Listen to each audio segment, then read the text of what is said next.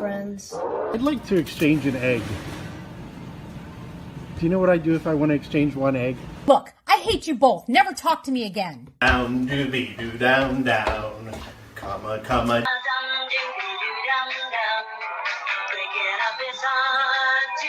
Hey there, Beverly Hills 90210 fans. Oh my God. It's been 30 years and there have been totally amazing memories. It doesn't matter what you say about somebody once they're gone. What matters is how you treat them when they're still here. He just gets to me. He always gets to me. You walk away from me right now, things will never be the same. I've made my choice, and I choose me. See, I like him. If any of you have a problem with that, well, it's too bad. Sorry, Carl. And now it's time to dive deep into the most incredible stories from your favorite zip code with your host, Charles Rosen. Did I say that? Larry Mullen. Thing about the real person, and we're going, what? We're getting rid of this guy. And Pete Ferrero. And growing up, my TV crush is Claire Arnold. So I mean, she has to come on the show at this point. Plus many special guests. Actually, there are so many we couldn't even list them. So sit back and get ready because it's totally time for the Beverly Hills 90210 Super Show. Welcome to paradise, man. Welcome to your dream come true. Well, here we are. We are here on the Beverly Hills 90210 Super Show. Hey, Chuck, what were you doing 30 years ago today? I was at Darren Starr's house with the rest of the writing crew. It was my dad's birthday, and it was a big existential moment for me to say, Dad, I've got to watch a TV show. Yeah. And we went there, and what did you serve, Darren? Wow, now you're going back. I remember. I can't remember what I served, but I do remember. I think I got some great cake from this local bakery, Sweet Lady Jane, which is still Sweet Lady Jane, yes. It's still this big bakery, and in fact, I'll tell you a funny memory. I went to that bakery months ago, probably right before this whole coronavirus hit, and I told the woman behind the counter, because I hadn't been there for so long, I said, you know what? I was here almost 30 years ago. I got a cake for the premiere of Beverly Hills 90210. And I think she was Jane's sister. And she said to me, I was on the show for an episode. Well, Chuck, I know you've got some questions for Darren. Let's just hop right into this. What do you want to know from Darren 30 years later? Well, first of all, I got to just acknowledge 2020. It's a great weekend for you. You're not, you're remembering one show and debuting the other. We've watched Lily, and congratulations. Excuse me, Emily. I call it Lily because Emily. That woman you're working with is very appealing. She's awesome. And congratulations, and Younger's coming back. But looking back at the pilots and some of the things you did, here you are, and you're talking, you're working with Darren Spelling, and you're getting this done. But there were other players in the mix. There was Propaganda. There was this young Fox television station, group, and then a strong director. So what was that like, juggling all of that as a first-time writer? Well, I feel like what we had, which was so important, was the script and the cast. And we had a director, Tim Hunter, who was sort of known for darker material. I think he was, a very well-respected director. I think he did a lot of great, he made a wonderful contribution to the pilot. He had a lot of style. Propaganda was a big music video house. They were very cutting edge. And I think they thought that by wedding these sort of this production arm to Darren Spelling, they would get sort of this invigorate, they would sort of invigorate the style of the show and the production. But I kind of feel like none of them felt very intrusive to me. It just sort of, I feel that Tim got really nice performances from the actors, and I thought the show looked great. And Propaganda, you were there, you remember, they were kind of as the year went on, they were sort of sidelined because I think Fox and Spelling realized they didn't really need another, sort of music video house coming in and trying to show him how to produce a show.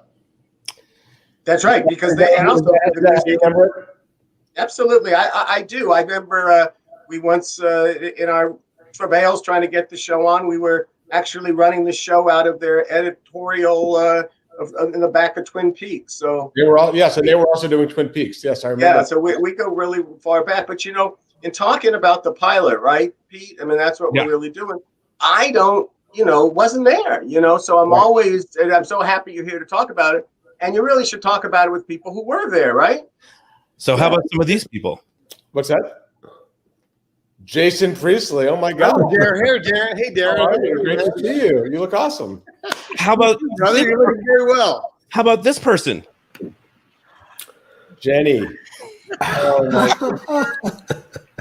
Hi, Jennie. How about this person? What? I'm gonna cry. Wait a minute. How about this person? Oh my. And how about this person? Tori, Hi. Oh, hey, everybody. I didn't know it was live. Hello. We have to clap our hands. I'm so excited to see everybody. I'm crying. Same here. I'm not crying, no, but I am. You're a crier, Gab. I know. I'm so happy for your new show, Darren. Oh, thank you. So awesome to see you. By the way, I've not seen you guys, spoken to you guys. For a while, I loved the show you did on Fox. I thought it was brilliant. I thought you guys were so damn good. I mean, I loved it. And I know, like, Chris and Mike so well. They told me they were doing it. I said it sounded like so amazing. And I thought it was like so good. I like gobbled it up. And it made a huge mistake. I wanted to see. We got our messages to you, Jennie, through circuitous routes. How much we love the show, often because we got all the references. So it was great. But seriously, I thought you and Tori were so brave, and really love that. And now you're doing one of these podcasts, so you're really brave. Thanks, Dan. Congratulations on Jason. that. Thanks, Hey, Darren, while we have them all here, what was it like working with this group of this cast 30 years ago? First of all, we can't say 30 years ago because that means we must have been they must have been like I was 5. 6, 7. I was 12. I mean, like, it's just, but it was amazing. I mean, I just felt like we were just like having fun. We didn't know what we were doing. I don't think we didn't have like these gigantic expectations for what was going to happen to the show, right, guys? I mean, we were just like doing it, and it almost like until Jason got cast, it almost didn't happen. It was like you got cast at the 11th hour. I do remember that. Oh, really? I didn't know that. Yeah, like literally, like the Friday before we were going to start filming it was like Jason was cast, and it was like if we didn't cast, if we didn't find that role, if Jason wasn't cast, it was like they weren't going to make it. So, thank you, Jason. All I remember is meeting you for the first time at Aaron's house when everybody was together for the first time. That was. Hey, Jason, what was it like working with Darren all those years ago? You know what? It was awesome. Darren and I, our professional paths have crossed a couple of times since then, but not often enough. It's so nice to see Darren. I haven't seen him in years. Yeah. And it's funny, Chuck, talking about that night that we all gathered at Darren's house to watch the premiere. It was super cool, and I remember that night. I remember. Here's the funny thing. I remember the Porsche you had just bought, your Porsche 968, your convertible. That's that's. I when I got the money that I made from writing the pilot, I basically paid cash for a car. I thought if nothing happens with the show, at least I'll have this car. Right. How about you, Jennie, working with Darren all those years ago on this thing? Hi, Darren. First of all, hi, Jennie. Sorry, my dogs are barking. It's cool. It's I mean, what a dream! Gorgeous, by the way, you look so. You great. look gorgeous. Beautiful, Jennie Garth. Listen to me. Thank you so much. It was so much fun doing our show. I mean, geez, right, guys? What a blast we all had, and such great memories, and so many beautiful friendships and bonds made that will never, ever, ever sever. So I think what a beautiful opportunity it was, and also to be able to I worked with Darren later on another show, which was really fun too. Yeah, that was great. And how about you, Ian? All those years back, working with these guys. Darren and I crossed paths a little bit, but it was more like, "Hey, man, how you doing?" He was always in a rush to get his scripts in or his ideas in. He really wasn't working on the set where we were. They had other offices. So there really wasn't much exchange with the writers and producers as much as I would have liked. I think back then we were all really pinching ourselves because of what was happening. We were all really young, and it was growing faster than anybody could have even imagined. I mean, we all hoped for the best at the time, but the fact that after that first season, I think it's when Brenda lost her virginity, that it became like a rocket ship ride. We saw the writers less and less for those first couple of years because they were scrambling. Often we would have 32 episodes a year, which meant they probably never saw daylight. Yeah. Right. Really, really, really great times. Hey, Darren, just wondering, I know that Chuck told me last night that one of the things that was most important to you was to make sure that the teenage experience was always captured on the show. I think you nailed that. Was that super important to you all the way back then? Yeah, I mean, that's sort of how I pitched the show to Fox. When I spoke to them, I thought of shows like 30-something. It was all about that group. It's a show that I loved, and I thought it was all about sort of just examining, the emotional lives of those characters. And I felt like John Hughes was doing it on film and movies like The Breakfast Club, really kind of being really truthful to the emotional experience of his characters. I felt like it hadn't been done on television. So that's sort of how I talked about the show to Fox. Very cool. I remember Darren when we first started. So meeting Darren, and you were so excited. You were as excited as we were. It was like this moment. You would say, like, "How does it feel? What is it like?" Like you wanted to be like right in with it, what was going on. You were always hands on, really wanting to hear actually everybody's experience with each other. That was really key. How are you experiencing the world? Are you? How does it feel as the show was like starting to become known? You would ask, how does that feel? What is it like? I remember going, because it wasn't really like a huge hit out of the gate. I remember going with the cast. It was big in like the UK, and the cast. I don't know if you guys remember this. We got some award in the UK, and I went with the cast because I thought I want to see like fans of the show, because I didn't feel like we had a lot in the States at the very beginning, and then they were everywhere in the UK. That was I think of everything that's ever happened. That was what I was most envious of. He went where? Where is he? He's in London. Yeah. Tori's trying to get on. Is there a way to get Tori on? Yeah, what's going on with that? I see that she keeps trying to pop in. Yeah, she's been on the whole time. We just can't see her or hear her. I know it's a black screen. That's horrific. Sorry, just wanted to see if there's something you guys can do. Jenny, why don't you talk? You've done that before. What would Tori be saying right now? She's panicking right now. By the way, I'm sorry. Lighting up my phone. Don't worry, girl. What's actually really exciting, guys, that Tori and Jenny are going to be doing a podcast too. I'm super pumped for this. You guys know I adore the both of you, and I'm super excited for you guys. Why don't you tell me a little bit about what you're going to be doing on the podcast? We don't know yet. I mean, we're just launching it.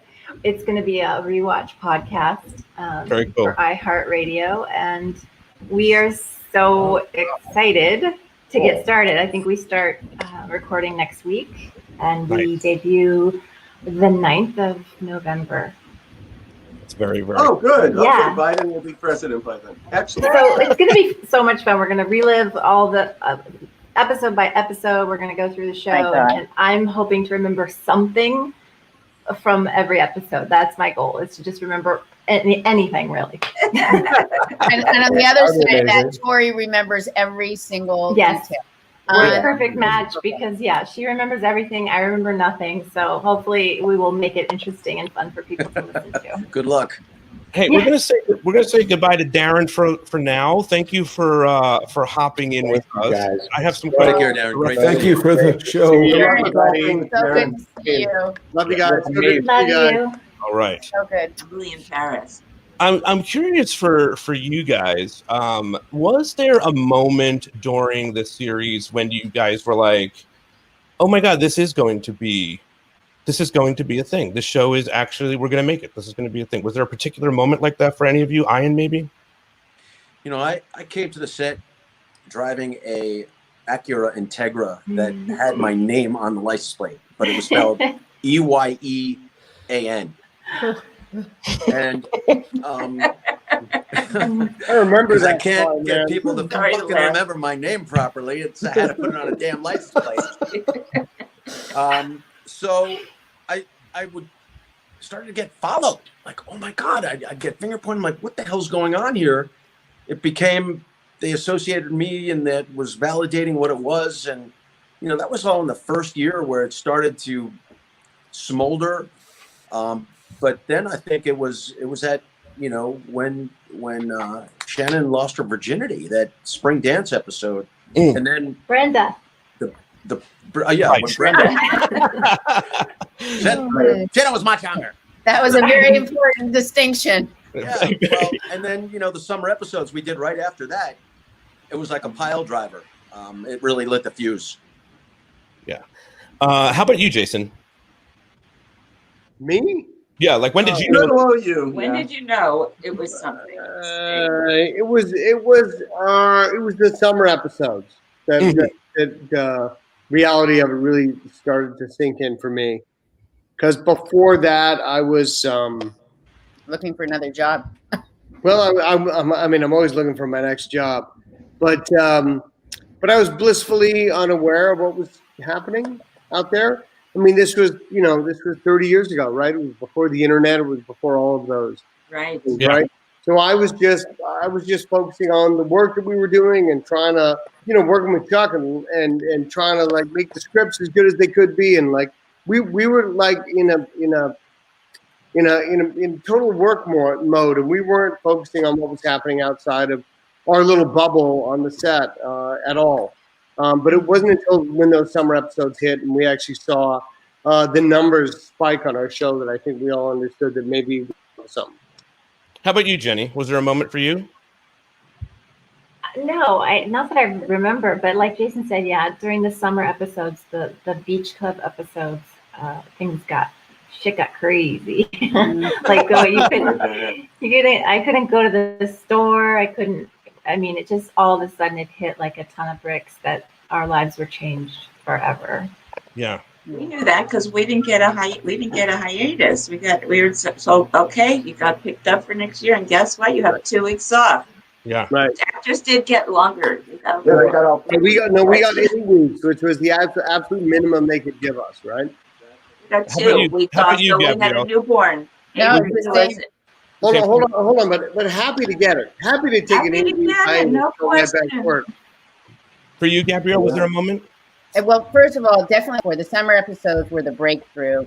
And when I really realized it was when I was in the mall with Charlie shopping, and like people started running, and it was my neighborhood, you know, Westfield Mall. It was like never had been like that. And I think that was like oh my God, what's going on? So we were working so much that we never saw it, you know, because we were on set all the time working. Once going out after the summer episodes, that's when it really, really became wow. Yeah. Hey, Ian, we're all really super excited for Tuesday. Swamp Thing, right? Thank you. Swamp Thing. Pumped about that. Tell me about Swamp Thing. What's going on with Swamp Thing? We're excited, man. It was originally on the DC Universe, a streaming app. Didn't get enough eyeballs on it, really. It's still available there, but because there's such a demand for content, there's such a slowdown in production. The CW network, which is owned by Warner Brothers, coincidentally owns DC, picked up the 10 episodes, reconfigured them for television, and we air with a 90-minute premiere on Tuesday night. It's startling, to tell you the truth. It's top of the food chain film production. You know, they spent $150 million on these 10 episodes, and the money's very obvious. The practical effects, the production staff, shooting with, you know, 3 cameras nonstop. It was like every department had a special ops, right? And they all came together to work with, you know, directors that, you know, are used to making $100 million blockbusters. it's going to be a real treat for the people that are into science fiction and horror, especially. And I'm super excited. What character do you play, Iron? What do you play? I play the Blue Devil. He's a stunt man who makes a deal with the Phantom Stranger, and within DC folklore, the Phantom Stranger, you don't know if he's God or the devil, but he makes a deal with this guy and gets the lead role in exchange for having to stay in this town of Moray, Louisiana, to protect a woman who is yet to be seen. And it's about 8 years that he's confined to town, and finally he rescues her and thinks he can leave, but there's more rescuing to be done, but he has to transform into a demon, the Blue Devil, and it the suit probably was $500,000 in design. So there are no sharks in the swamp. No sharks in the swamp. This is grounded in reality. But you're a demon? Reality. I play a demon, but he uses his powers for good. Grounded in reality. Uses his powers for good instead of evil. Poor It's a lot Tori. of fun. I get to play a superhero, so the 8-year-old boy in me is very excited about that. We'll Um, see where it goes. Thanks for mentioning it. Yeah, no problem, man. Hey, is there any storyline for you, each of you, that like you really connected with, during the process of this show? How about Ian? Was there something you were just like, man, I'm so happy I'm doing this story? I want to put this on Chuck. There you go. I want to know if Chuck, did you get paid for that personal service announcement where Steve Sanders had like go shout from the top of the hill about having skin cancer or something like that? Because that seems so incongruous with what we were doing. Though I thought that it was pertinent, it just seemed to be so heavy-handed. I kind of felt there was a corporation behind that. It must have happened in season 6, dude. I don't know anything about your skin cancer. Okay. No offense, Larry. Not me. I don't have remember any that idea what you're talking about. I thought you were going to talk about a very cute girl. But we're going to talk about her. I just saw the other night and was remembering telling you, Ian, be prepared. They're going to boo when you did the shot at the Forum and you walked out, and we were in the half-court shot. We were in Laker country. Oh yeah. Inglewood's not close to Beverly Hills, and you won them over by you almost made both shots. I know. I practiced for a week, knowing that script was coming, knowing I was going to have an opportunity to throw a half-court shot during a game. They set up a backboard for me at the set, and at lunchtime I just was out there. Jason, you were out there with me a couple times, just throwing balls, and I hit the rim both times, and it was really exciting. But at the end, and they loved you. you. Like I hit it. The Well, coolest there's thing in that nobody- whole episode was There's nobody I make that the Ian shot. can't win over. I make the shot theoretically, and then we're done with production. I like go into the men's room there by the Forum Club, and I'm bellied up next to Jack Nicholson, and he looks over and says, "Nice shot, kid." Wow. Oh man, that's worth the whole thing. That's Yeah. it. I paid Jack actually to say that. What about for you, Jenny? I feel like you had some really wild storylines, from the cult to the cocaine. Was there anything that you were just like, okay, that's too much? I mean, I can't even name them all. Shot, Yes. burned, almost raped. Yes. Drugs, diet pills, brainwashed by a cult leader. Right. Mhm. And then I found out I worked in like a hospital. Yes. You wanted to do And then everything. there was the girl, Kara, who was so stalking the Kara. leaders, they're all around. Oh yeah, you were stalking. Kara was stalking you. Remember that? Yeah. I guess they realized. I guess you guys realized that I could cry or something on camera. I don't know. Like I got a lot of emotions in me. Jason, what about you? Was there any one particular storyline that you were just like, hey, this is an awesome one. I'm down to do this. This is an awesome one. Hey, Jay, here's one. Jay, I put you on skates. Yeah, you did. Yeah, the one hockey episode. Yeah, that was fun because I actually got to play. That was just, had to do it. I mean, we had this whole hockey team. We never saw them again, but at least one episode I could get you. And at least that episode, I got to play hockey with Cam Neely, which was that was in season 6. Yep. Mm-hmm. Yeah. Cam's a good guy, and we had a lot of fun, Cam, that day. But no, I mean, the show was a wonderful experience, I think, for all of us, and we all had a great time working there. And I think that all of the things that we were all asked to do week in and week out, I think were some episodes were better for our characters, for others, and other episodes weren't so great. But it didn't matter. You know what I mean? We were all part of a troupe, and we were all there to support each other, and we all did whatever we needed to do to keep the show moving forward and hopefully be successful. And I think we were all happy to do that. Absolutely. Hey, Gabrielle, what about you? Is it the gentle art of listening, the hotline story, or what is it? I'm like Jenny. I don't remember the stories. For me, I said this before because I did the show before you guys. I was on. I loved being able to speak for the graduation. To be because again, Jason was the one they were going to do, and I said that's not fair. You have to let Andrea do that. I really wanted to be able to do it. Do you remember that? Yeah. Chuck's going. He doesn't remember that. No, I do. I don't remember that at all. That's very anti-feminist of me and be surprising, but I'll take it. If that's what would happen, I'll say it. All right. You were like, well, we were thinking maybe Jason. I said, Andrea's really, why shouldn't she have that opportunity? And you guys did it. It was great. But and you were great, and you were great at it. And she wrote it funny. You couldn't remember it, so that was all Karen. So I related to Andrea. He related to Brandon. I don't know. Sometimes Andrea would win. It's. I love all the stuff I did with everybody. It was a great time, but I don't remember the shows. I was like, when I watched a couple of them, I told you last time, I was like, oh, I didn't know I did that. I know. What's fascinating about Andrea is that back in the day she was sort of like the brainy outcast. Today she would be the hero. She would be the one that all the girls are aspiring to be. Don't you think? Yeah. I don't know. I think each one of our characters actually had something that everybody wanted to be. I've been with people who've said, "Oh my God." I really identified with Andrea. I saw myself as you. Absolutely. Jenny.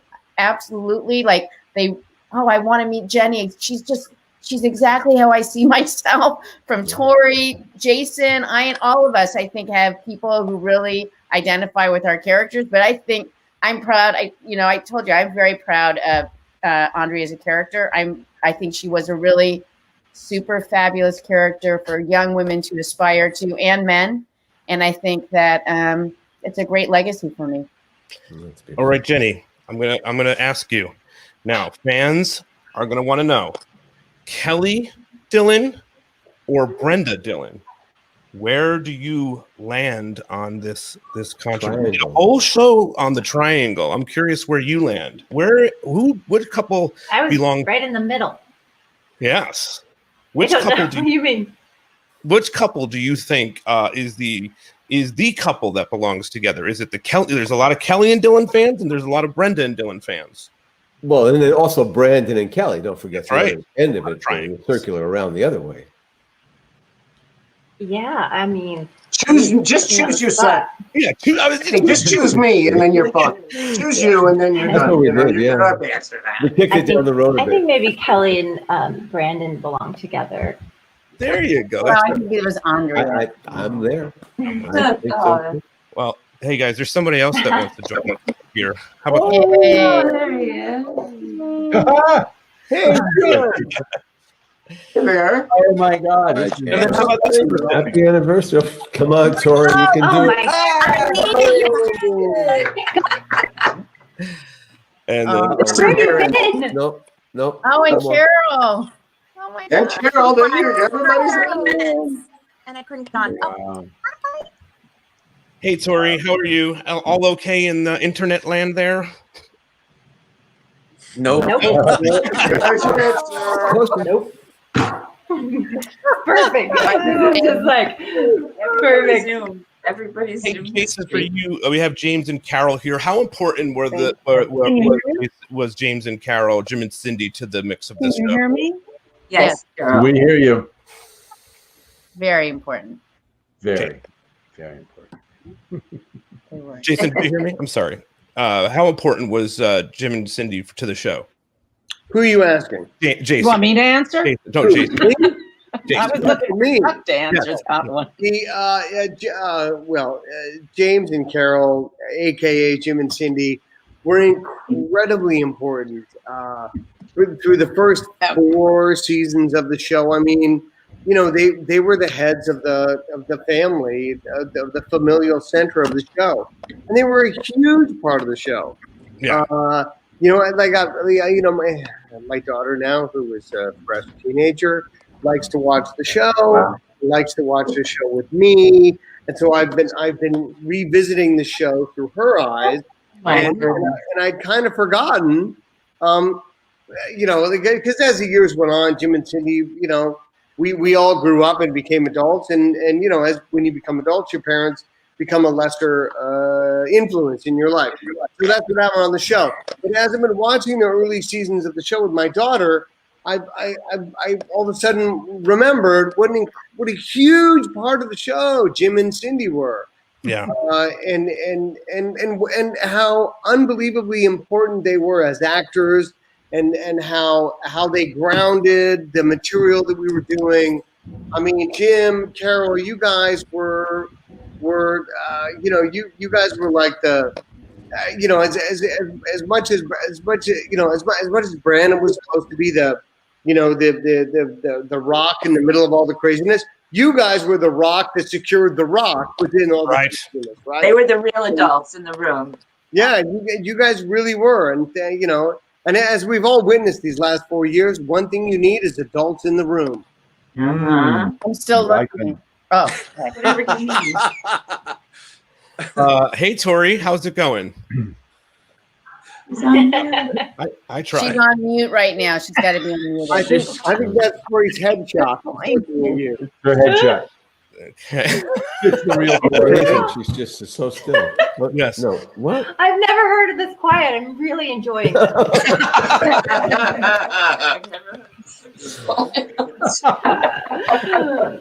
nice to see you all. Jenny. Tori, you got to unmute. You got to unmute your mic, Tori, so at least we can hear you. I can see you, but I can't hear you. She's Christmas good. morning. You guys, this is okay. I'll start again though. Hi, Chuck. Hi, Karen. Hi, Larry. Hi, Pete. Hi. Hi, Jen. Hi, Carol. Hi, Jim. Hi, Gail. Hi. Hello, Tori. Hey, Tori, tell us about the podcast. I'm so excited to be on this podcast with you guys. Tell me about your podcast that's coming up. I'm super excited for it. 9021 OMG.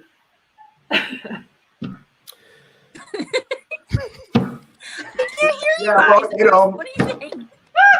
It's going to be fantastic on iHeart. It's going to be amazing. All right, listen, guys. I'm all about gratitude these days, and I have you all here. So I just want to let you know I can't express to you how grateful I am that you all came on here and reunited. It's like that Dylan McKay line, right? This is your welcome to your dream come true. I am literally in the dream come true right now. And I guarantee that everyone that's watching this video cast has had some significant moment that the show touched us so deep. And some people have said that this show was a form of therapy for them. I've heard that a couple of times. And I think I sort of agree with that. So, I mean, I think it was there for us in darkness and good times and bad times and the in-between times. And it's a testament to all the work that you guys did 30 years ago with the writers and the great directors and the producers and everybody that pitched in. I mean, the crew and everything else. Thank you, guys. This has been an honor to have you all here, and thank you guys for the incredible work that you did. And then happy anniversary to all of you. Yes. You guys go. I know you're probably wondering where some of the people that the characters were. There's somebody that I wanted to show you something real quick. Hey, Morton Muntz here. Just wanted to give you guys a little update on what I'm doing with my life after college. But before we get into that, I have to do this. I've always wanted to do this.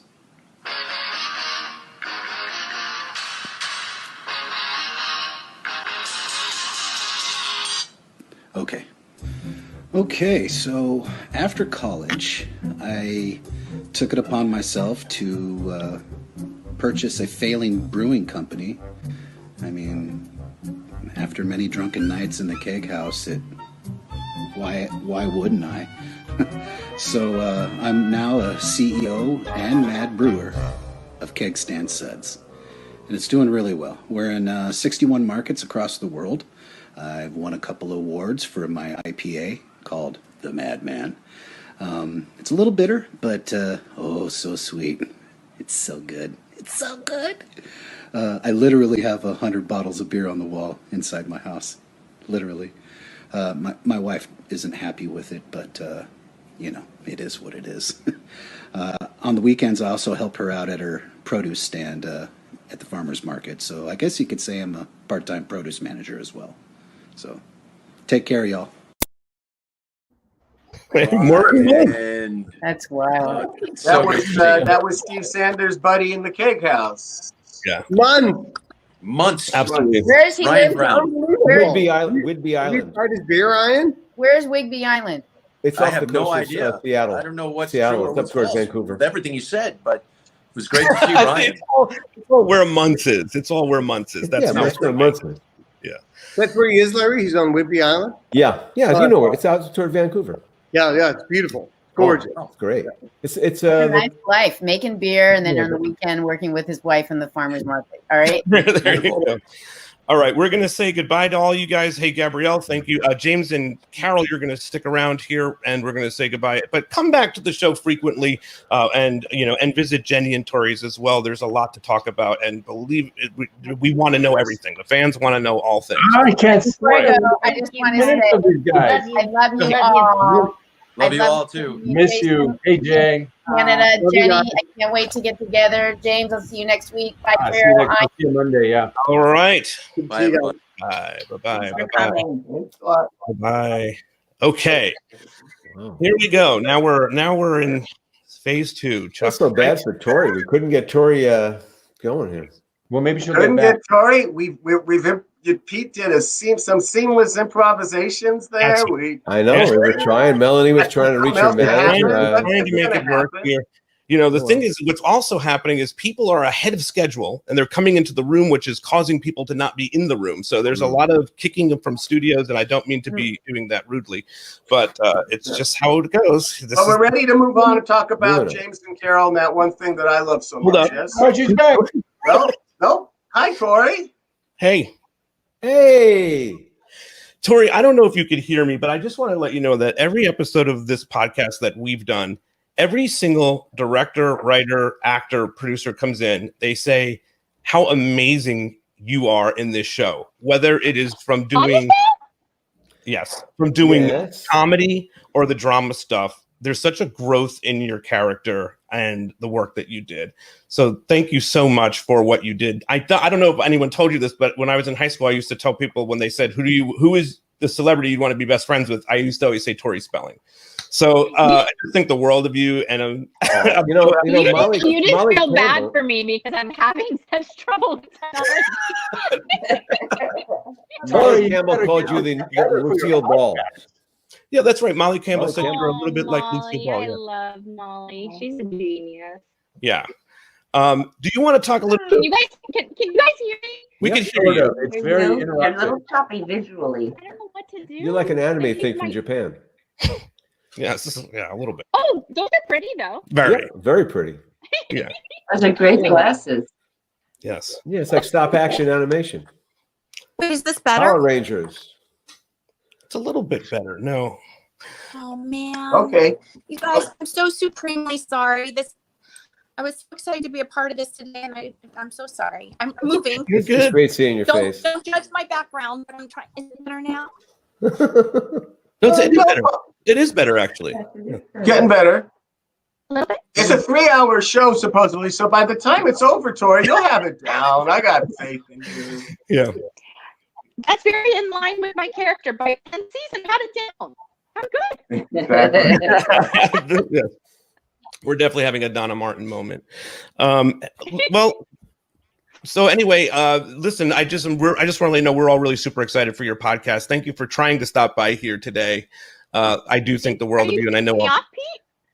No, not at all. I want you to stay. Yeah, absolutely, stay. What about for you, Tori? Was there a moment, or when you were doing that first season, where you said this show is going to be this is going to be a thing? I mean, honestly, I got to see behind the scenes before it was a thing, so I believed in it. I thought it was going to be great, and I thought the writing was awesome, and the cast were amazing. So, it was in my exact age group. So I was like, this is going to be crazy big, and I didn't know anything else. My dad, everything my dad did was amazing. So, and he got to work with all of you guys. So, I always thought it would be a success. I was actually surprised in the first season when it wasn't. And then it became a huge success. That's a good point. I don't think that we could talk about this show without talking about your dad, Darren Spelling. I mean, none of us would be here if it wasn't for that. So congratulations on the 30 years and the loving memory of your dad. Is there anything you want to say about your dad? Oh my gosh, I don't even know where to start. It's hard nowadays because it's a different generation and a lot of people don't know who my dad is. And I'm grateful because everyone that's on here right now and everyone that was part of this knew him so well. And so that's important to me. And he loved all of you guys so much. I mean, I have 5 kids now, so I wish he could be around. And to see that 90210 30 years later is still just as big, all the teens watching it now. And it's just crazy that it stood the test of time. Yeah, you do sound better now too, and we're starting to see you, so that's great. Yeah. Was there any storyline? I'm gonna ask these guys this question, but was there a storyline that you were just like, I'm super excited to do this storyline? Oh my goodness! I mean, any of the comedy. Jeff knows, like Larry, like when you guys gave me comedy to do, I was so excited because I felt like. It was hard being a young girl on a show with other beautiful, amazing women and just trying to find your place. So yeah. Well, that gave me a voice. You were terrific in the comedy, but then you morphed every time we gave you drama, Tori. And there are certain episodes. I know one particularly that Karen did having to do with incest. And I remember, we went to your dad and said, Tori, they're doing the whole show. Donna's doing the whole show, and you did. You really carried it every time there was drama. I think most people would think about Donna Martin Graduates, right? Yes. What is that moment? Is that the moment that everybody sort of like talks to you about Donna Martin Graduates story? Yes, for sure. Yeah, and for the rest of my life. For sure. I love it. Well, I'm going to bring someone else into the mix here. You guys are all going to be surprised for this moment. I hope. Oh, that's so great. Oh my God. Look at Jim. Jim is felling. Felling. Oh, Hi, Ann. Yeah, that's very cool. And hey, Carol. She's the one that got me into this, so she roped you in. Great to see you, Carol. Ann, great to see you. Yeah, good to see you guys. Ann, it's been 30 years, for this show. What's your thoughts on looking back on all this time? Oh my gosh. It was such an extraordinary thing to be a part of. I started in the Perfect Mom episode just as the show was starting to air and just as it was starting to, have the first hints of cultural phenomenon. And the amazing thing was that somehow I got to be on at least one episode of all 10 years of the show, which was extraordinary. And I had my own child who turned into Aaron Silver, who then started a whole new show. And so anyway, it was fun to be a part of all that. Absolutely. That's very cool. Oh my gosh. Ann and Carol, both of you don't age. I think you better look a little more closely. No, you guys. Nope, you don't age. Nope. Hey, I'm curious for the parents. I just blanked you all into the group. The parents. What was it like watching the show sort of explode for all of them, to seeing all of them sort of grow into the parts and all of that stuff? James, we'll start with you. Oh God, don't. I'm not quite sure what you mean. What?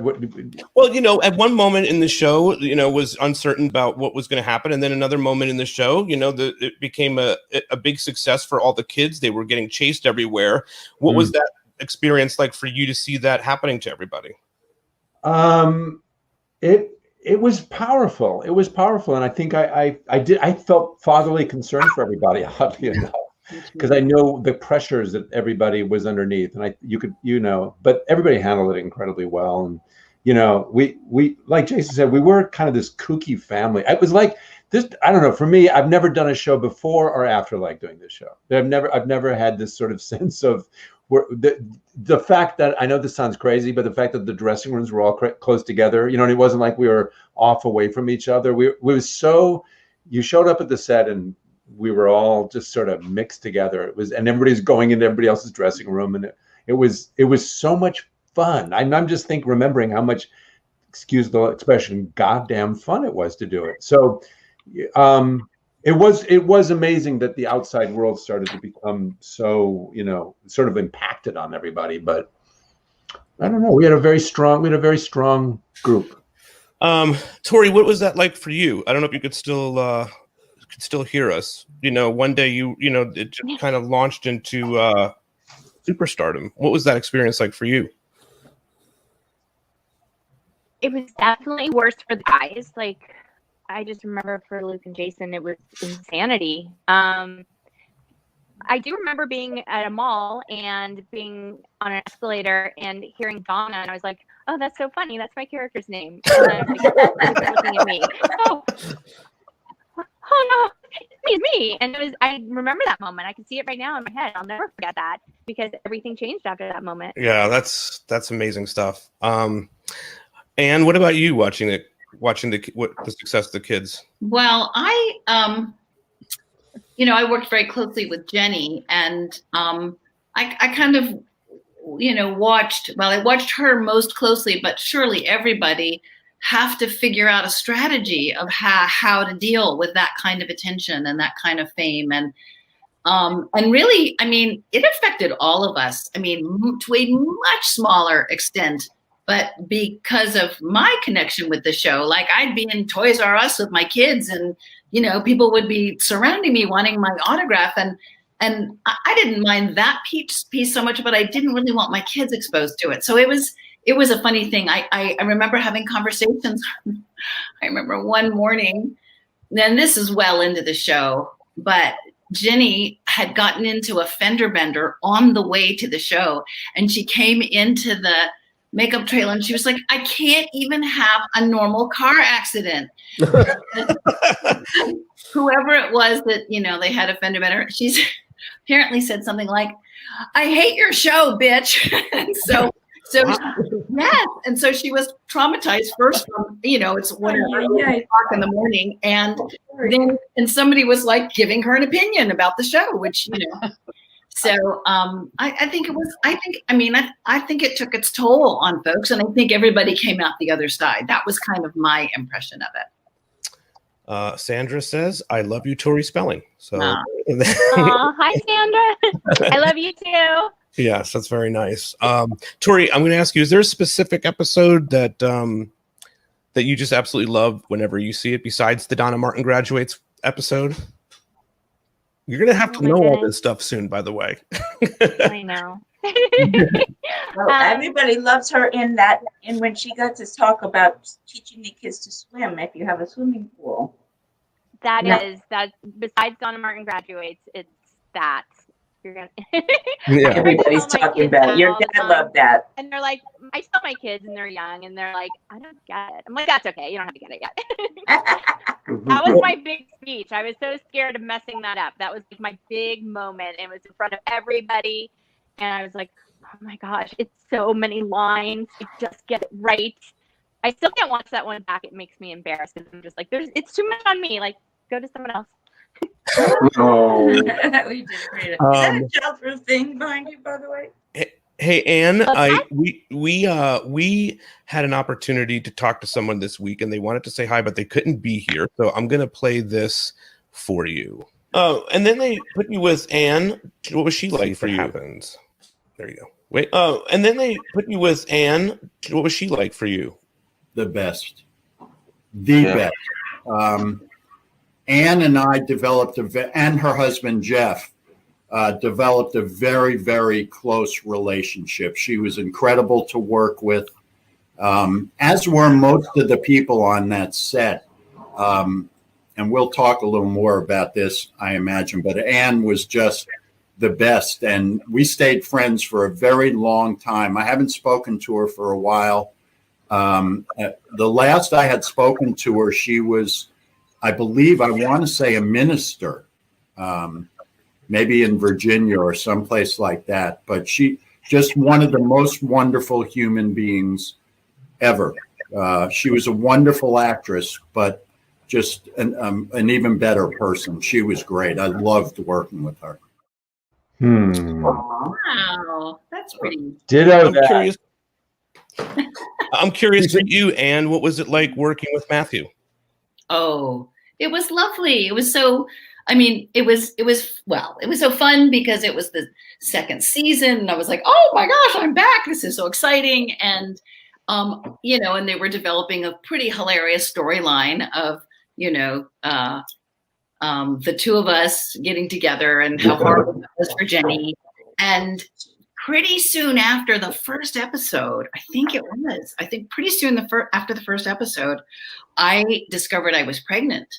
And I was like, oh my gosh, okay, well, so that's the end of this. And I went into Paul Wagner's office and I was like, Paul, I just have to tell you that I'm pregnant. And he was like, oh, that's very interesting. And what was great was it got written into the storyline, and I had this whole, do I marry Mel? Do I not marry Mel? And and it was quite wonderful to work under those circumstances and to be treated with so much respect on the set. And Matthew was like my set husband, so it was very fun. And I must say, we always had a great time with Jim and Carol, because when the four of us were all together, it was like, oh, the parents were on the set, and and we could be ourselves watching all of the insanity that was happening. But it was really fun to be a parent on that show, actually. Yeah. We also got to talk to Matthew about the questions he still gets asked about 90210. So here's that. Little did I know what was going to happen to Mel Silver after that, when I became apparently, and I'm still thought of this way, the biggest, I don't know what word to use that I can Scoundrel? How about scoundrel? Scoundrel is a good one. Yeah. And you know what? It's not a word used often enough today. Scoundrel is a good one. Yes. And I'm telling you, the effects, as we're doing this show because of what 90210 meant and still means to the culture of this country. After 30 years, it's astounding still to this day, because 30 years later, I still get, when somebody finds out I was on 90210, I still get, how could you get them drunk? Why? I didn't. And I always explain, I left the room. They came back. They grabbed the champagne. I have to fight for this stuff. You two guys there.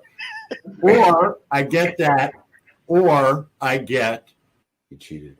I can't believe you had an affair when you had a 3-month-old. I mean, I get that. Or I have to explain to people, I didn't actually do that. It said in the script, I got paid. It wasn't really me. But the point is, all of these things are still coming up today. I still get people all the time that ask me about when we went to see David's mom, who was homeless in Portland, which was one of my favorite episodes we ever did. I get questions about the show all the time, 30 years later. And what I also get now is, oh, yeah, I was really little, but my mom used to watch that show, which I get that all the time, too, is, I think my mom watched it. I don't know if she was old enough. No, it's 30 years ago. Awesome. Well, let's add somebody else to the mix of this. I'll pass it on. What that? Thank goodness. Hi. We're I haven't seen you guys in Meet the parents. 20 years. Yeah. Anyway. Hi, everybody. It's so hard, because really what we want to do is sit here and gab and talk. And how are your kids? Where are you? What are you doing? Do it.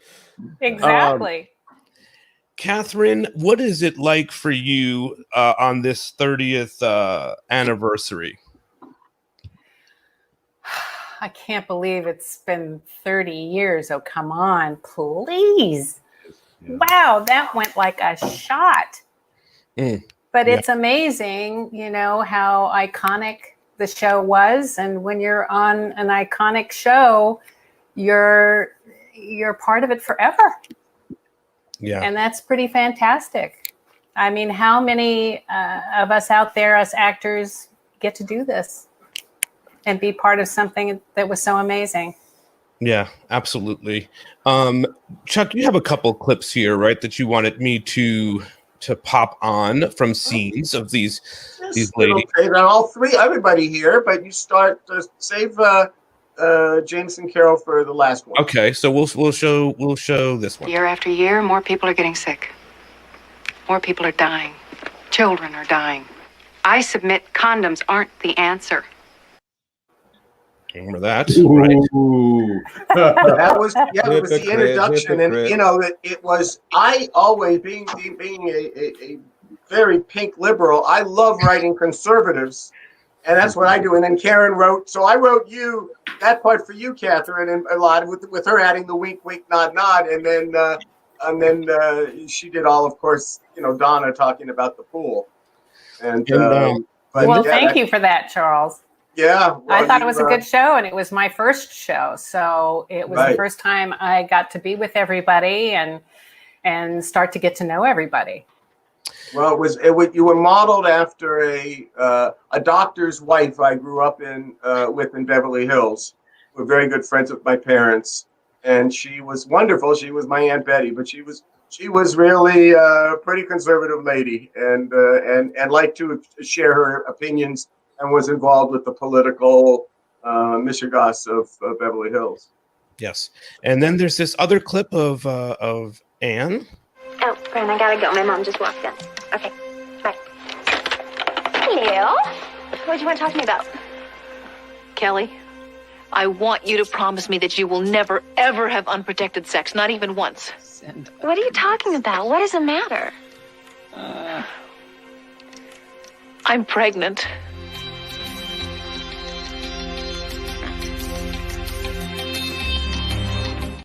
Talk to me about that, guys. Well, oh my God. Well, it was just a wild, the whole experience was wild. First of all, I have to tell you that when I told my son, who's 32 tomorrow, that I was going to be doing this tonight, he said, perhaps you should start like this. And I was like, oh, no. We won't be revisiting the drug stuff. But it was an incredible experience. I thought it was written beautifully because I was already pregnant, and in my own life, I had had an abortion when I was younger, and that was one of the things that was allowed to be there. There was sort of this question: is Jackie going to have the baby? Is she not going to have the baby?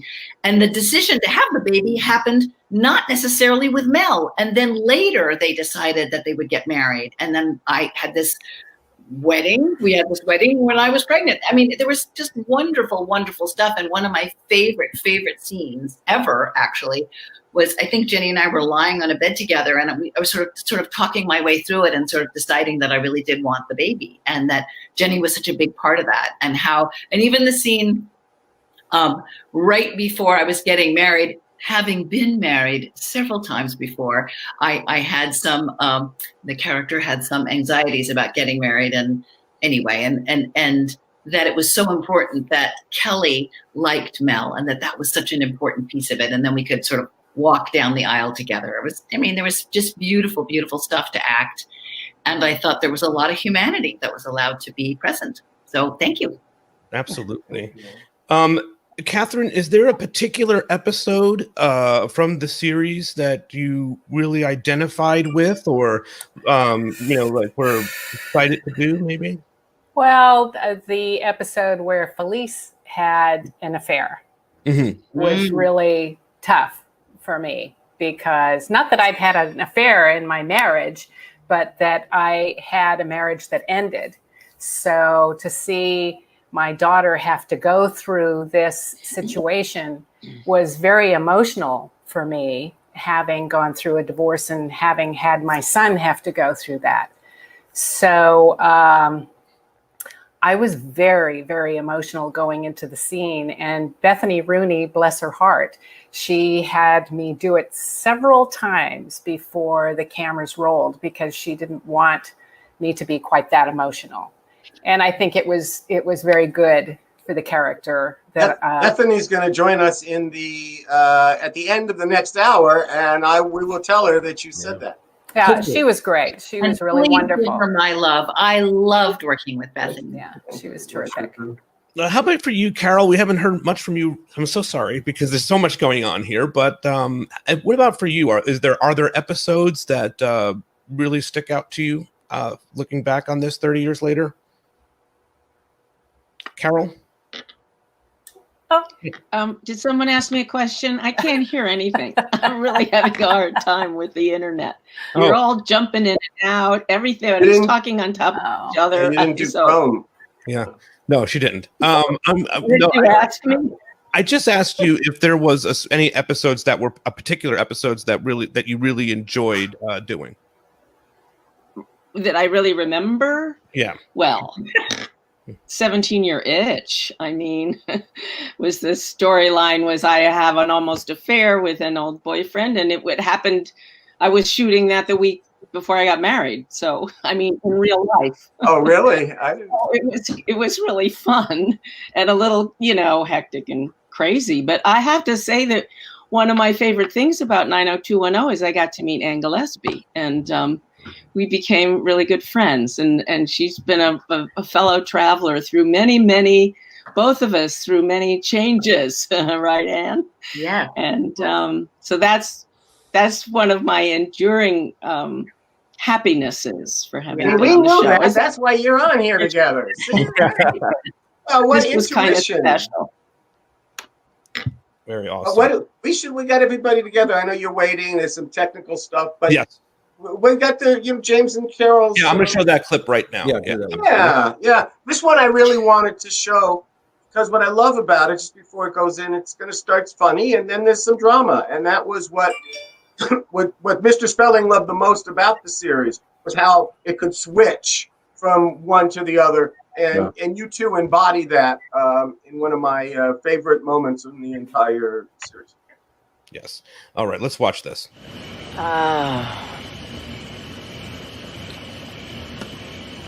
Honey, I see Trudy. Honey, we must be on the same wavelength. We have been looking all over for you lovebirds to see if you want to take a little splish splash with us, and here you are, right where we were hoping you'd be. Actually, we were just getting out. Oh, now don't you be no party pooper on me, Jim Walsh. The fun is just starting. How are you tonight, Cindy? I'm fine, Bob. How are you? I'm game.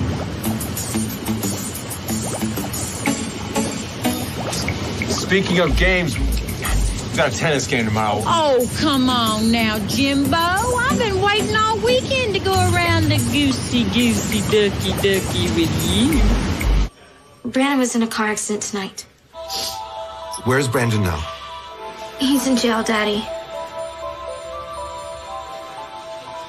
They arrested him for drunk driving. I'm really sorry, Dad. Okay, bye. All right. They fused a few scenes together in that one, and they dropped their bathrobe. I don't know how that didn't get cut in. The hot tub was hysterical. Watching that. Yeah, Carol exactly. And one of my favorite line readings you ever did, Carol. Fine, Jim. Whatever they fine, Jim. How are you? How are you, Bob? Yes. How are you? That was Richard Paul. Good stuff, guys. James, what about you? Are there moments that you particularly remember or stand out to? Was that one of them? That is, I've got to say, getting to work with Carol was probably one of the most enduringly wonderful things about the show. Is I couldn't see the clip. Oh, no. Completely blanket on it. Shouldn't we all distribute? Shouldn't we? We're in the entertainment industry. Shouldn't we have like good technology or something? Go with the territory. You should see. Oh, you got to show it to her. It's so fun. Yeah, at some point we'll send it back over to you. All right. I'm going to remember one thing very quickly. The fact that I got to play baseball was one of my most favorite episodes, because I show up and I guess I was coaching the baseball team, and we had the ringers from the UCLA team as the high school team. Remember that? And I spent 4 days running around with these guys. I've always wanted to play hardball growing up. I never did. And these guys taught me how to play hardball. And I would be sweating like crazy. And the poor makeup trailer, they would be like, James, you're supposed to be shooting. I know. And they say, stop playing. We've got to wipe it down and redo the makeup again. You know, I was 3 days of playing baseball. It was a lot of fun. All right, we're going to say goodbye to our parents. We have a lot of other things to get to, but thank you all for stopping by. Right? So good to see you all. So good. Bye, everybody. Thanks so much. Lots of love. Bye-bye, Carol. Bye-bye, Ann. Bye. Bye-bye. Okay, and all of them, they're all going to yes, they're all going to come back to do some deep dives down the line. It's good to be back here now, back to home base. Chuck and Larry. Yeah. We know we're not doing deep dives today. People who know how to get up and in and out of SteamYard. Well, there is a lot behind schedule, so I hope we're doing that. Yes. Again, this is like a called me. telethon. He's in Malibu. Their power went out. Power's out in Malibu. So I hope not many people are trying to. For those again, this is like the telethon thing we're doing here. It's people are going to come in and out. It's not really the deep dive show. Right. We're not going to be asking people to pledge any money. Just love for their respect for the show that's endured. How about him, Darren Martin? Oh, Darren. Howdy. Wearing his color of the code. There we go. Yeah. How are you guys doing? We're good. Before we get to Darren, Chuck, I'm going to run Melanie Rose did this amazing stuff for us. She brought us on a tour of the locations. Darren, I brought you on now because I know that you've visited a lot of these locations. I think you even stayed in one of them. So I'm going to play this amazing thing. It's a virtual hunt that Melanie has put together that's going on. There's going to be a lot more of them coming up. Here's a little bit of us out and going to some locations. Hi, I'm Melanie Rose with 90210 Tours, and I'm here with Peter from Beverly Hills 90210 show, as you all know. That's right. And we're visiting some 90210 filming locations in celebration of the upcoming 30th anniversary of Beverly Hills 90210. The pilot aired on October 4th, 1990. The show ran for 10 years. And we're starting out here at Casa Walsh, which is the most iconic filming location of them all, wouldn't you say? I absolutely agree with that. Yeah. It's exciting to revisit all these places with you for this anniversary special. I think it's going to be very cool. We're going to have Chuck and Larry join us a little bit later. I think it's going to be a blast. I guess for me, I just watched it when I was in high school. It was always consistent. It was always on. I fell in love with the stories. I met my wife, and she was even a bigger fan of the show than I was. So cool. Yeah. And when we moved here from New Jersey earlier this year, we were looking for like the right neighborhoods and where to move and where to live. And we looked at many different locations. We kept coming back to Altadena, and we only live about 3 minutes from here. And I was like, this feels like home to me. The fact that the Walshes live here, that they don't really live here, but this house represents home. And I think that's what 90210 represents for me. And I am here with Larry and Yoshi. And Pete. And Chuck, but you probably know me as Charles. And we're here at none other than the famous beach house from Beverly Hills 90210. When we finally convinced Mr. Spelling that we should do a college show, gave us the opportunity for girls to move out of their Beverly Hills house and have a cool apartment at the beach. And the location manager says, here's our cool apartment. And we go, okay, that's cool. A little far from our base in the valley in Van Nuys, but Hermosa Beach is fine. Then we started to build the set inside to match this apartment. When Melanie said we filmed here, yeah, twice. Because right after that, some irate neighbor said, hey, city council, you shouldn't have done this, you shouldn't have agreed to this, and we don't want it, and we're coming to you. And so they reneged on our contract. 90210 fans will always remember this house and recognize this famous exterior. The apartment itself was on the second floor. Lots of notable things happened here. You may remember Joe Bradley punching Ray Pruitt. That was a good one. There, yeah. Yep, right up there. And Garrett Slan, the stalker of Donna, broke into the apartment here, and he was, luckily for Donna, she used the word Davy, so David Silver realized something was up, and he confronted the stalker, and Garrett went down. And we will see where all those incidents happened, because they didn't happen here, because we weren't allowed to film here. Rumor has it, Darren Spelling did not allow the cast of 90210 to wear sunglasses. Interesting. Yep. Now notice Pete didn't take his sunglasses off because Pete always follows Aaron Spelling's rules. Have to follow Aaron's rules. Love always. it. All right, so that's that. Now, Darren Martin, Chuck and Larry and I wanted to bring you on the show today because we think the world of you. And I wanted you to know that we appreciate you very much and what you've done for the fans over the last number of years. You've just been such a loyal fan and whatnot, and you bring everybody together. You are the example of 90210. And I know this has been a very rough year for you.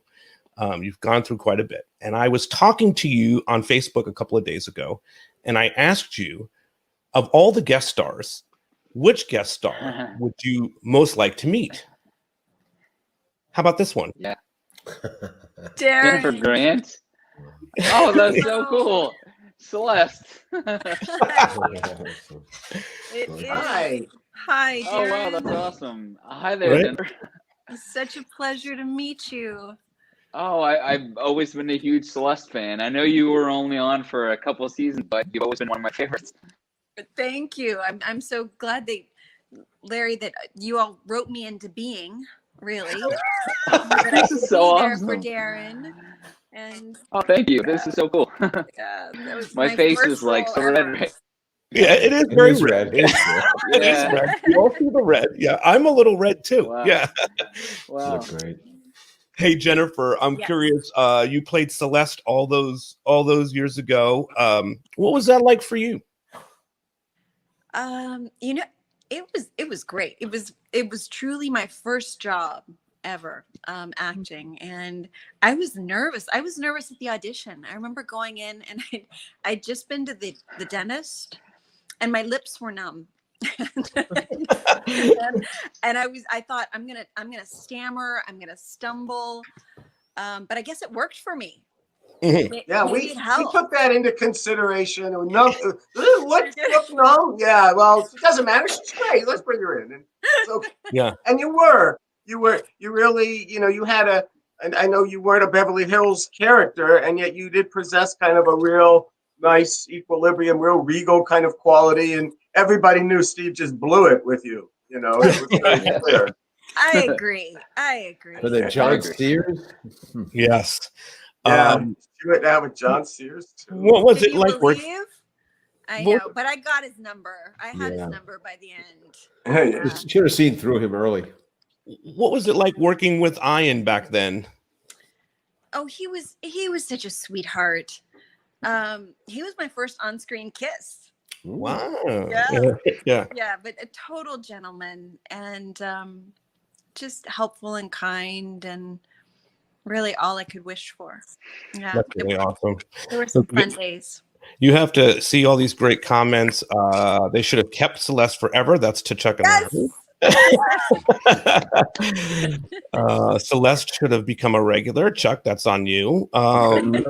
Just kidding. No. Oh, sure. I control all. Yeah. I'm putting it all on you. I'm putting it all on you. No, here we All go. on me. Celeste, love Celeste too. Great with Steve. How about love Celeste and Steve? Very loved here. What do you think, Jennifer? Why is everybody still talking about 90210 30 years later? Because it was, it was a fun, sexy show, honestly. And I think there were certain stereotypes about females that were, I'm curious now, if we did 90210 now, what ground we'd be breaking right now, Yeah. Where we'd be entering with this group of friends who are, I don't know. I think it was something that around the world, I know wherever I would go. I was in Australia once walking on the beach and someone ran up and said, Celeste. Really? Touches people around the world. And why? I think it's because it was a close-knit group of friends who went through things together, possibly a precursor to Friends. Yeah. Yeah. Beverly says she loves the game show episode where we meet Celeste. She was so nice, beautiful, and kind. I agree. Love at first sight. Mm-hmm. There you go. Darren, before we say goodbye to Jennifer, is there anything that you'd like to say to her? Thank you for being part of my favorite show of all time. I mean, I know characters came and gone over the years, but of all 10 seasons, you were like my top favorite guest star. And I thank you so much for doing what you did and for having this great chemistry with the cast. I know it's hard to join a cast that's been established for 3 or 4 years, and you joined and everybody just loved you instantly, and you did a great job, and you're an amazing actress. Thank you, Darren. That's amazing. Thank you, Chuck. What he Thank said. you, Larry. Thank you, What he Pete. said. You got it. And Jennifer, Thank you, you're going to come Jennifer. back. We're going to do a deep dive down the line on all things Celeste. I can't wait to do that. So, hey, thank you for being Thank you very much. Appreciate it. Hey, Darren, we're gonna say goodbye to you as well because we got to move this show along. Love you. That was awesome. Thank you. Love you too. I got you. I got you. Okay. Bye-bye. Okay. All right. So we're moving the show along here. I think you're doing great. Doing great now. I'm following Chuck's We're script. right trying. now. All right, listen. I know everybody's wondering where some of their some of their favorite characters are. So here's Allison. Hey, everybody. Allison Lash here. Hope you guys are staying safe and well during this crazy time, and hope you're registered to vote and prepared to stand in long lines to defend things like LGBTQ rights and the environment and civil rights and justice for all. So be prepared, pack a bag lunch. A little bit about what's been going on with me. So it's so nice to hear from Kelly from time to time. We've become good friends over the years. And I've been working with the American Burn Association and the Red Cross, the American Red Cross. I highly urge you to donate and look into the work they're doing with burn victims across this country. It's really inspiring. And as you know, I have sort of a personal stake in the matter. So I hope you guys stay safe and well. Much love. Bye. And look who's with us here. Douglas. How's it going? How are you? Good, So man. great to see you. But before we say hi to some other people, hang on, take a look at this. The old principal. Okay, perfect. Melanie, does Pete see her? We got her. We got her. 1 second, I'm just waiting for confirmation. We got her. Yes, we have. Hi, Denise. I look awful dark. I don't know. Yeah, we got you, Denise. Can you hear us? That's better. Oh, you could just. All right. Anyway, we're going to let Denise figure out what's happening. Denise, we see you. We know that you're here. Turn down your audio so that we can get you in. And the other person that's waiting in the wings, I see you too. So hang out in that virtual room. We'll be with you in a second. Here, turn down your audio so that we can get you. Yes, there we go. Doug, this is it. We're live, man. This is how it's Awesome. Going. Yeah. Let's see. Happy anniversary. Yeah. Happy anniversary, indeed. You know, all those years ago, You were in the show. Talk to me about what that experience was like for you. Well, goodness. I mean, I've been so lucky to do so many jobs and do pilots and similar things. Certainly nothing of this magnitude, nothing to ever equal 90210, that's for sure. But, I think initially, I first interviewed for the role of David Silver. Really? Which I think some people probably don't know, and it's not really pertinent for the most part. But so I went to network, I interviewed, went to network, read in front of Aaron for that, and then I'd already read the script, was asked to come back very kindly from them to read for his friend. So I went in and read and was offered the job by Aaron himself, and that was just super special. So. Oh, that's awesome. I mean, obviously you had some iconic stuff happen in the series. Yes. Yeah, you could say that. Yeah. What's it like looking back on that now? I wish I took more pictures. I wish maybe, maybe I had spent a little more time. I was easily the youngest one on the show, next to Brian and Tori. But the three of us were pretty close in age. They were both a year ahead of me. But we were actually high schoolers. So we had a unique perspective, I think, from that, is that we kind of lived it already and we're in the middle of it. The storylines were very familiar, so it's been great. I mean, it's been wonderful. Let's see if and we're in the middle. Denise, you gotta turn down the volume because we hear it's coming back as an echo. Anyway, for Doug, how about this person? Hi, Mom. I'm so sorry. Mom 2.0. You should have looked out for me more. I knew she was a pistol, but holy, I had no idea. It's nice to see you. Hi, Jenny. It's so nice of you to be here. Thank you. It's my pleasure. This is you were, I remember you did. I don't remember if you auditioned for this role or not, but I don't think you did because Paul Wagner said, my friend Jenny O'Hara is going to do this and we are lucky. And I did. I came in and I had a wonderful time. You were just so perfect for this. I'm sorry to hear that. It was really special.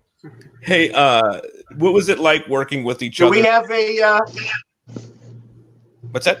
What was it like working with each other, Jenny? You and Doug? It was a piece of cake. I mean, it was so easy. So easy. It was fun. You were so present. So was I. So there we were. And I had a few nasty models from my childhood to go from. I'm going to show you guys a clip from the clip from the next 50 years, right, Chuck, that I'm playing? Yes? That's the one. Make sure this is the right house. Yeah, Brenda said 5070 Foothill Drive. Well, there's a party. How come it's so dark? Oh, God, they didn't do the surprise yet. We gotta get out of here.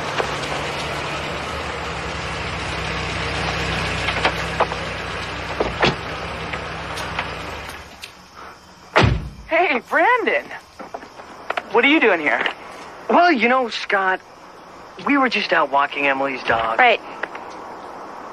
What dog?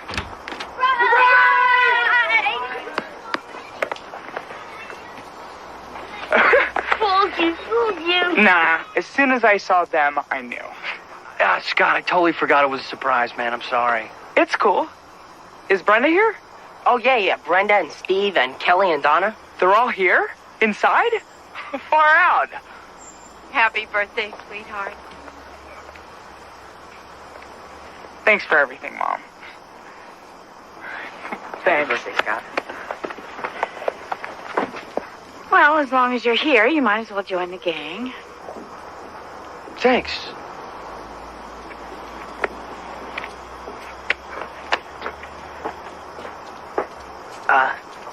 Well, we really pulled it off, huh? I don't know, David. These friends you invited, first they ruin the surprise, not a single one brings a present. But I guess we'll just have to make the best of it, won't we? Wow. I thought that one clip, you got both of you in there, and there was no guns, so we didn't have to go through the... Well, good. Just guilt. A lot of guilt. Just guilt. Yeah, I'm curious, Jennie, you're looking back on this all these years later. Are you surprised that we're still talking about Beverly Hills 90210 30 years later? No, I'm not surprised at all. And it was wonderful. You sent me a couple of the 2 shows that I was in. Yeah. And it was remarkable to me how pertinent they were today, are today. It's the same conversations. It's the same issues, the same difficulties that young people have figuring out, same support, the same lack of support. I think it was really, it is really good. I think that you should stream it. Yeah. What about you, Doug?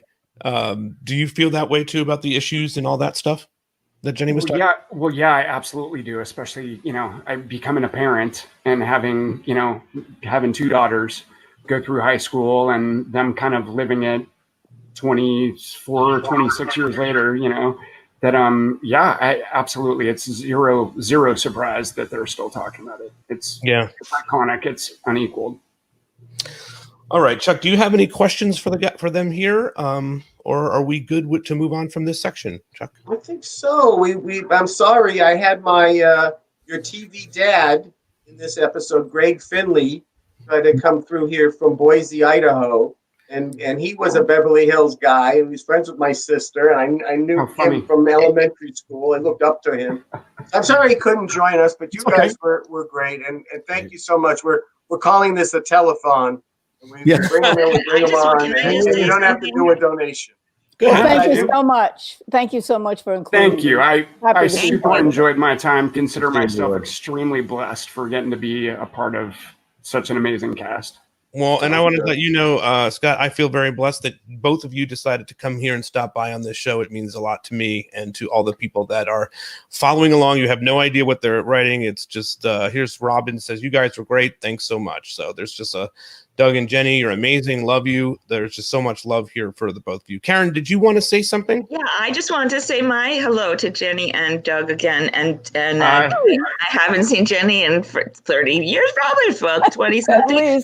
At least, and just to have a wonderful, really professional actress on the show. She just came in. I remember the directors asking her to do it a few different ways. This, no problem. She was a great example. You are wonderful, and we've loved following your career ever since. And it's just amazing. So nice to see you. And Doug, we got to see each other. Was it a year ago? Yes, ma'am. Yes, ma'am. Wow, I had not seen him in 30 years. And just lovely to meet you and your beautiful daughter. And sorry you had to give up your role for a good cause.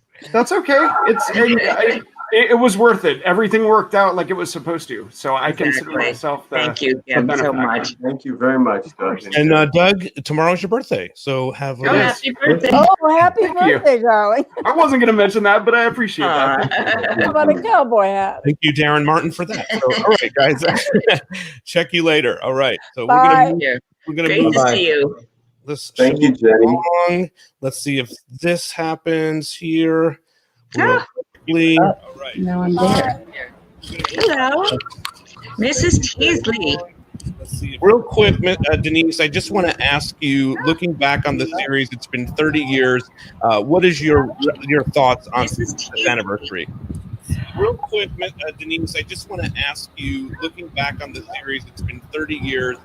What is your thoughts on this anniversary? So, you guys, just to let you know, I feel like I'm in a water hole, and I'm hearing you. We're having that too. We're going to say goodbye, Denise. We want to let you know we love you. We think the world of you, and it's great to see you here. Sorry, Denise, I really admire your patience. Yeah, I really admire your patience, and look forward to talking to you in the way that you deserve. Come back. We had you slated in with the kids and everything. So yeah. All right. Bye-bye. Okay. So that's over. Okay. Let's go look at the big board right now. Oh no, sorry, that's not the big board. That's good, but we've been doing good. What's happening, Peter? Well, okay. We have, more people. Where are they now? Kind of things, right? Where are some more characters now? So, how about this guy?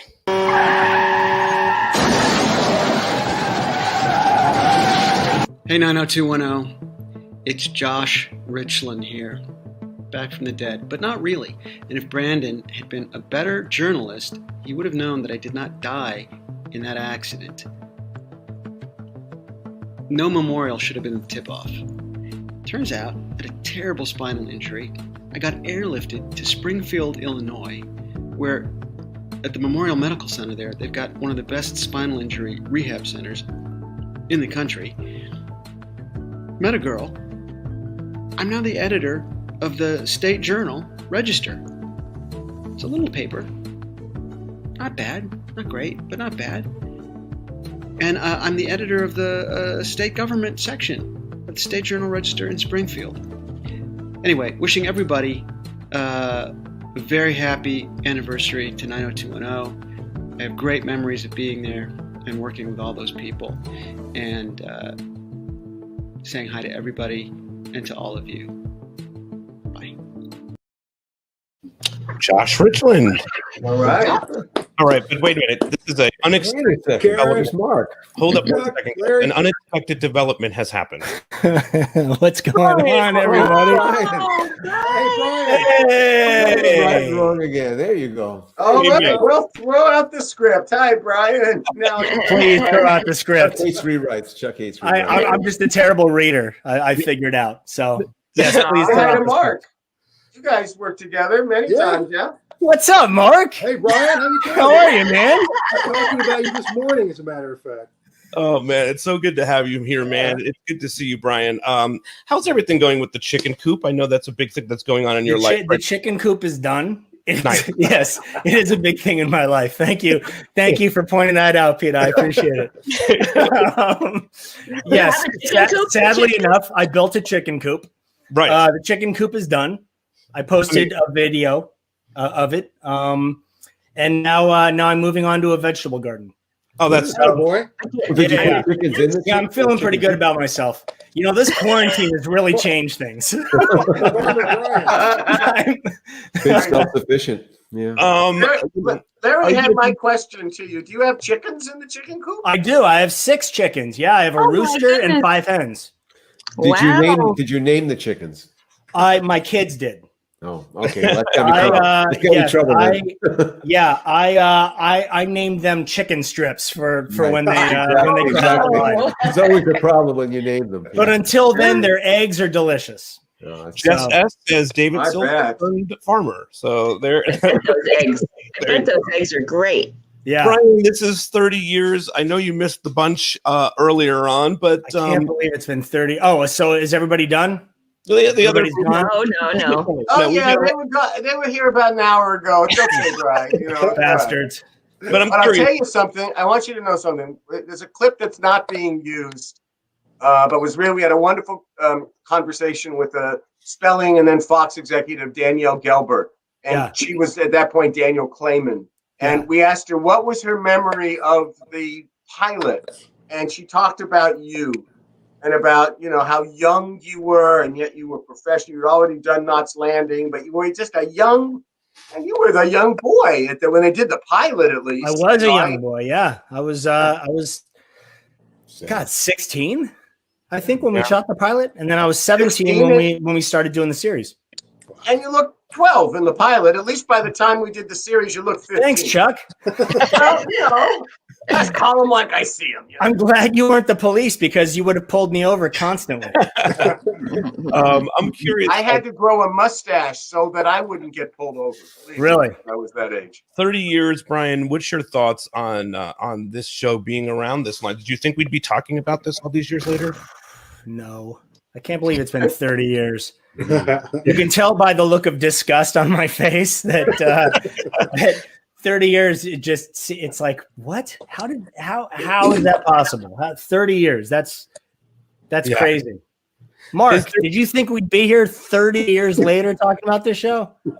I mean, I'm just glad we're still here 30 years later. Very good. Right, exactly. So the thing is, Brian and Mark, you got to know, as the actors, with the other actors we told this to also, Pete mentioned it, that we're sitting here today talking about it because it made such an impression on the fans of a certain age. If they saw it at a certain age, it meant like the world to them. People have been talking about how they discovered it, which characters they related to. They were like their friends. It's like their comfort food when they want a little break from the world we're currently living in. And you guys were who they were looking at and spending their time with, and they still remember those moments as if it was their own teenagerdom or coming of age time. So we didn't believe this until a few years ago when we started to meet the people and talk to them. Different generations of people who kept telling us this, how important it was to them, which regardless which character they related to, it was the group, the friends, the thing, and it still is. It's just kind of amazing. Yeah, I think it was so. I think it really worked for that time period. I mean, it was a much simpler time, obviously, in the world, and you know, I think we played that hand really well. We gave people in the 90s something to watch during a much simpler time, and now people are sort of craving that. I think, you know, especially currently. So to be able to watch that and go, I remember like what I was wearing and what I was doing, and everyone, you know, most people were in high school watching the show or just starting college. So it was a much easier, simpler time for everyone. But there was to that end. I remember getting a note from the network, very unhappy, in one of our first summer episodes, that Kelly Taylor had a car phone. Wow. How is anyone going to relate to this? Beverly Hills, you know. Right. And Brian, I think I've told you this before, you know, over the years. You said something maybe 10 years ago or so about we were pre-social media. We were pre-ways for them to know what the lives of rich kids were at that point, and that was one of the successes of the show. That the show would not be as successful, wouldn't even be close to what it is in a world of social media. It just couldn't have sustained itself. I think at that time Beverly Hills was a place that people had heard of, but unless you had traveled and seen it, there was no way of really knowing. It wasn't in encyclopedias. There wasn't tons of information about it. So it seemed much more magical at that point. And so we could sort of get away with making the city and the lifestyle whatever we wanted to make it. And people were like, oh, that's amazing. We did that with the school itself and West Beverly, and then, and then California University and all of that. It was really, we were able to sort of magically create this world that didn't exist, but it felt like it did. And you can't do that now. You can't. Now everybody would be checking everything that we wrote, and they would be calling us on all the bullshit. Is there a particular episode from, and I know this is tough, it's 30 years, we should talk about that. Right. Is there a particular episode that you look at and you're like, man, I love that episode of 90210? God, we did so many. We did so many. It's crazy that like people bring up storylines and it's like, wait, I don't remember those at all. And then all of a sudden I watch them back and I go, oh man, I do remember that one. Like, right. It's flashback from all the double ups you did. That's right. Totally. Funny that you say. I know, Brian, you didn't like rewatch them after they were on ever, right? You didn't go back. I didn't watch them when they were on. Right. So Mark and Gabby and I, we were just having, and us guys, we were having a conversation recently. Then she came on and Mark, we surprised her with Mark showed up too on her little dive into an episode, and it was their relationship, and she forgot, Gabby forgot that Andrea had an affair while she was married to him. Oh yeah, that's right. I forgot too, actually. Yeah. You know what? Can we clear this up, because she cheated first? Yes, she did. Right. Yeah, absolutely. We're gonna get into that. Absolutely. Yep. No, she did. Yeah, we're gonna dress her down a peg. Believe me. He's the doctor. We asked for people. It's only 30 years later, but we'll make it right now.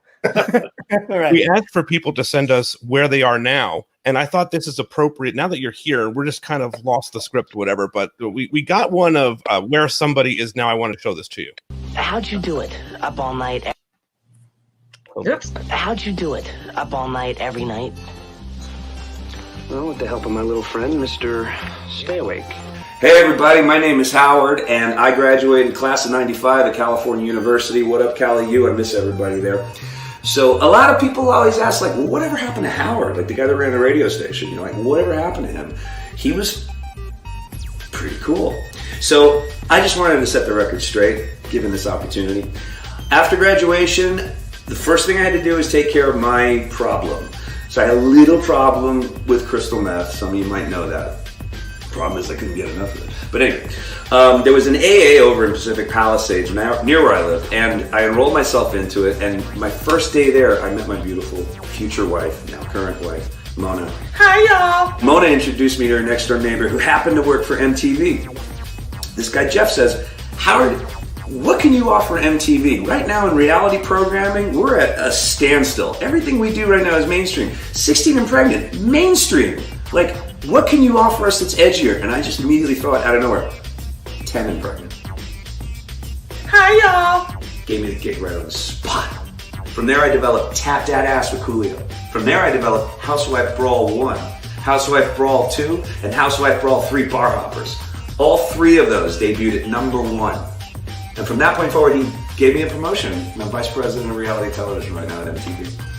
So that's where I've been. Hope everybody's doing good. Miss you guys at Cali U. Take care.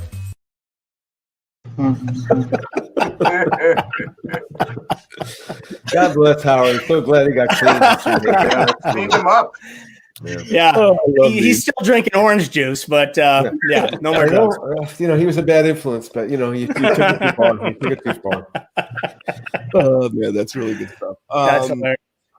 Listen, happy anniversary, Brian. I know, Chuck, you want to move the show along and get things going, right? Is that what we want to do here? That would be no. I could stay and talk with Brian for hours. Listen, Same.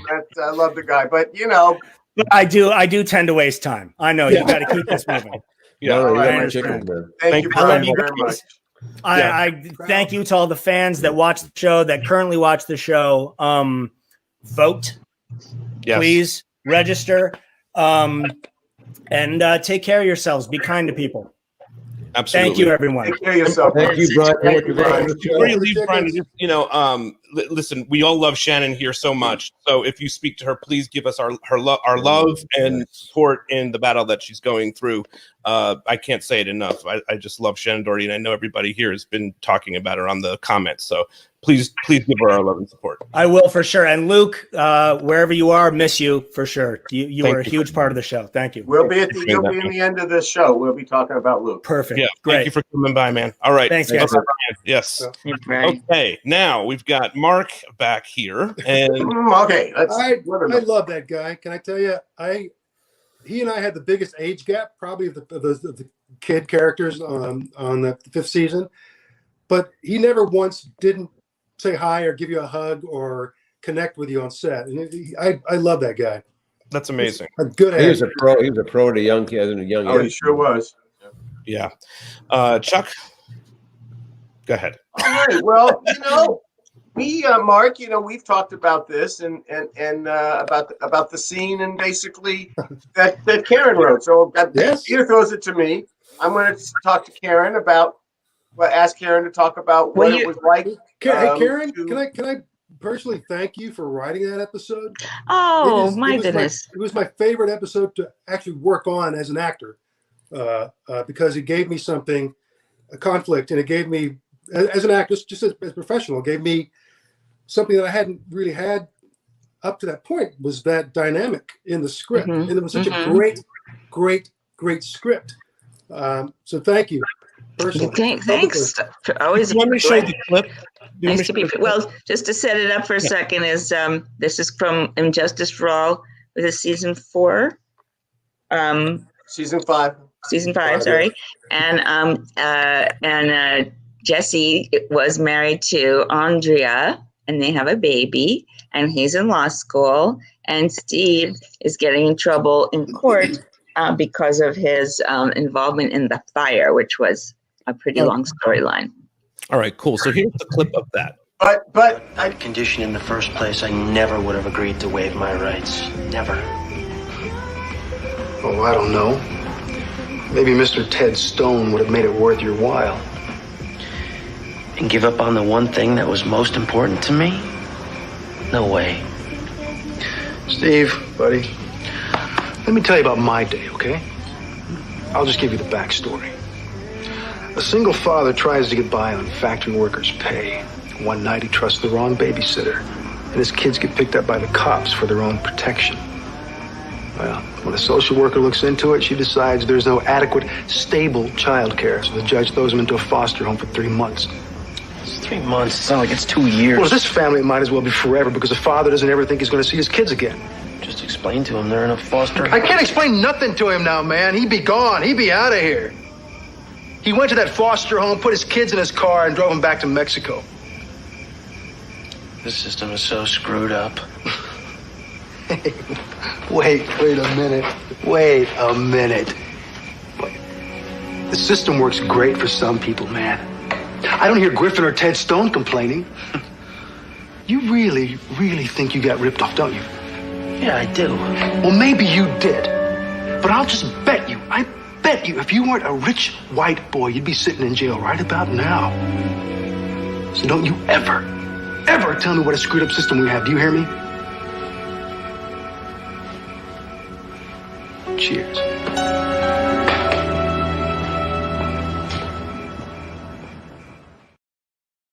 Powerful stuff. I'm sorry, Chuck. I didn't mean to play the clip before you had to. Yeah, it really is. And, I think that Larry and I in particular, we both looked at, everybody thinks of you relative to the plot lines with Andrea, the father, the this, the trouble is. But you see this scene and you realize, and I think the one thing that I think I mentioned this to you on one of our phone calls, Mark, that, all of these, one of the beautiful things about looking at the shows and the way we have through these video casts is getting a second look at things. Yeah. And I don't think there's any actor in our ensemble who I have been more impressed with watching you in the range that you have. And this one really just stands out as much as any. I think that we, in one sense, in my memory, I had misjudged you. And every time I look at the film, I was, wow, did it just perfect time and time again. You just gave me probably one of the best compliments I've had in a long time. So thank you. I really appreciate that. Yeah, I just saw Sherry's comment was Sherry's comment was great. Yeah, amazing how this Jesse Steve scene could have also played out today in 2020. Well, unfortunately, I was going to say that shot that was fifth season, so 94, 95, and 25 years later, we haven't gone anywhere. No, we haven't gone anywhere. You could say those same words tenfold now. We haven't really progressed, and it's heartbreaking. But my feeling is that because of all the terrible circumstances that have happened in the first year and social justice on mine, maybe unlike when we said it in 94, 95, people are ready to listen. Yeah. So that's my only hope you can have. Yeah. I wanted to say to Mark also, I was looking at the episodes again, especially the pregnancy stuff, which is brought back to me because obviously a lot of it was my story, but having you be in a way going through the fears and the anxiety of the father who everyone forgets about because everyone's always concerned about the mother, and seeing some of those scenes where you talk about, I'm hoping that the baby's going to be a girl because it's got a better chance, and you're just trying to keep a happy face and stuff. And I just thought the work was extraordinary, so I really appreciate it. Thank you, Larry. Thank you. That's really it starts with the material. My job is just bringing the material. But there's a commitment level, and then there's it's just this talent. We're very fortunate to have great actors in this series. We're going to move Mark along here. Thank you for coming in and hanging out through all of that. We definitely want to dive deep with you and talk about your character and stuff. So we're going to plot that out down the line, come back and do that. So thank you, Mark. I also agree with the guys. Your work is absolutely phenomenal in this series. So thank you, pal. Appreciate it. So much. So happy anniversrsary to you guys. Stay well, stay safe. Thank you. Nice to see you. Cheers. Thank you. Telethon. 1 hour and 50 minutes.